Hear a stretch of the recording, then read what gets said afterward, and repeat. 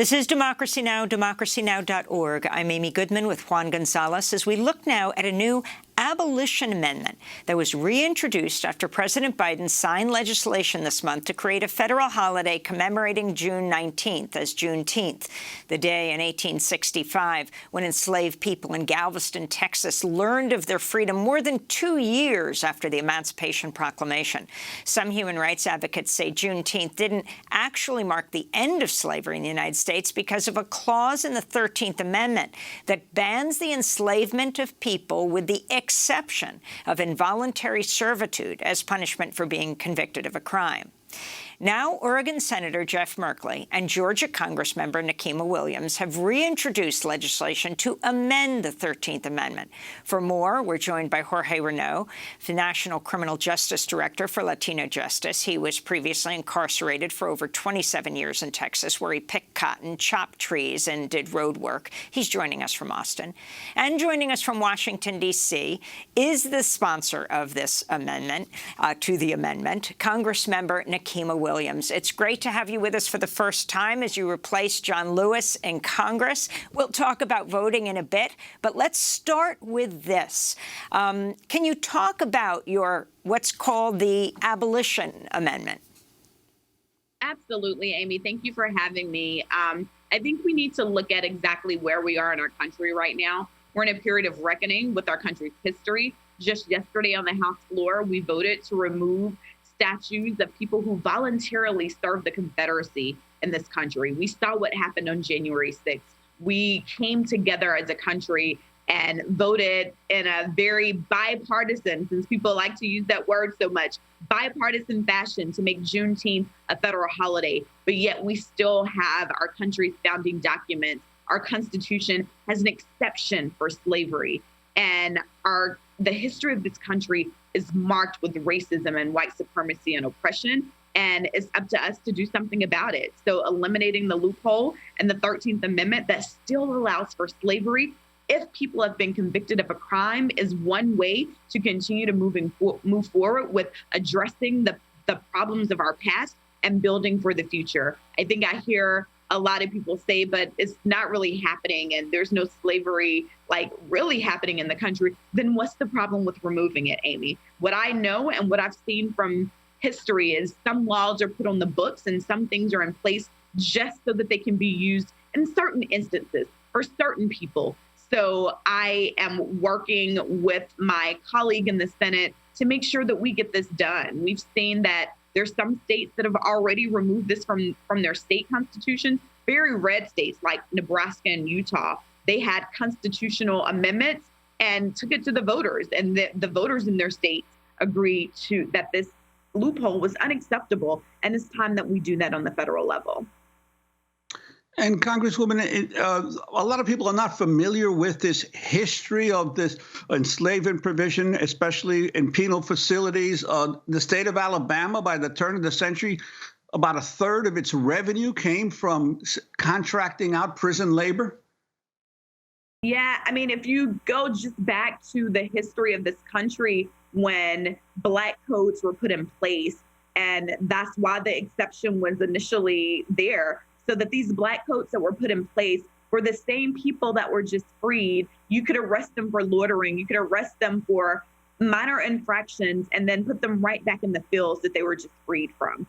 And this has continued to play into this mass incarceration system that we have in this country that we all know disproportionately impacts Black and brown people. And Jorge Renaud from the National Criminal Justice Director for LatinoJustice, welcome to Democracy Now! Could you talk about the Abolition Amendment, what you hope it might achieve? Yeah, thank you. Good morning. First, I want to say it's an honor to be here with the Congresswoman from Georgia.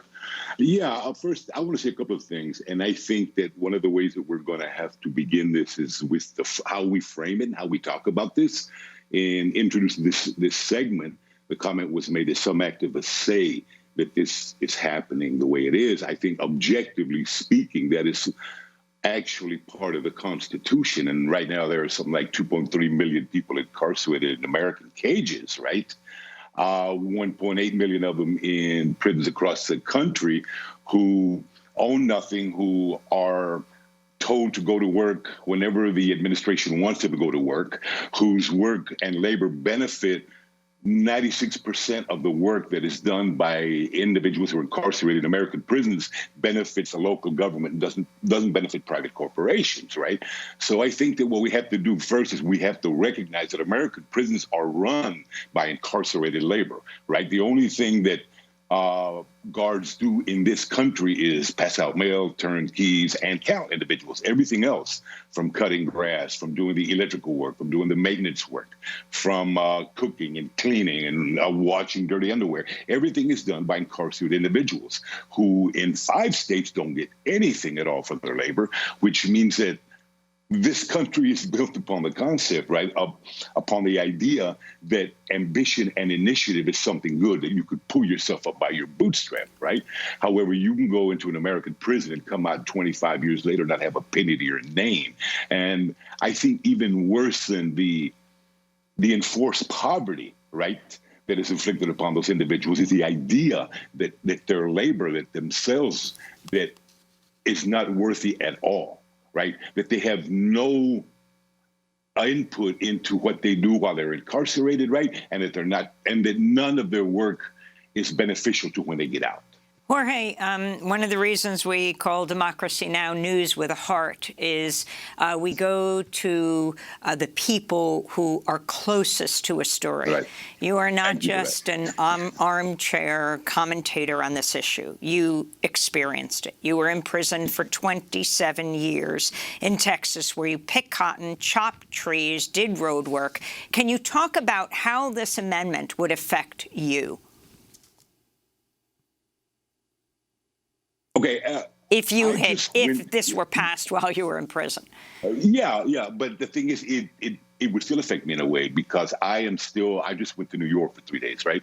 And I had to go down to the Board of Pardons and Paroles and get permission in order to travel, and I had to show it to law enforcement. And that's kind of analogous to the slave papers, right? That when slaves were allowed to travel, right, back over 100 years ago, they had to get permission from their masters. So while I was incarcerated, I think, one, it would have allowed me in a way to pursue employment or education or vocational work while I was incarcerated that was meaningful to me, right? Something that I could build upon for when I got out. It would have allowed me to say, you know what, this specific job that has to be done in prison, right, that you may or may not pay me for, however, is one that's going to be conducive to my skill set. It would allow me to say the work that I am doing while I am incarcerated is meaningful to the community around me, which are the other individuals who are also incarcerated, right? It would have allowed me to think I matter, I mean something. As it was, I was put in solitary confinement because I told the people the last time that I was incarcerated 2 years in when I was working out in the fields that I was tired of doing slave work and field work, and they put me in solitary, and they told me, you are going to do what we tell you to do when we tell you to do it. They beat me, they carried me in the building, and they locked me up in solitary confinement. So I think it would have put a stop to some of that, right? Yeah. How many, very quickly, did you get paid, and how many states pay no wages at all? 5 states right now pay no wages at all. I was given $50 when I was released, and I was given a bus ticket to Austin, which was where I had told the parole board I was paroling to. So no, I was not paid not 1 penny for all the labor that I did. And I'd like to get back to Congresswoman Nikema Williams.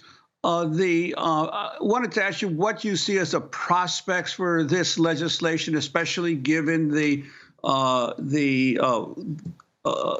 very close division in the Senate and in the House as well, but especially in the Senate.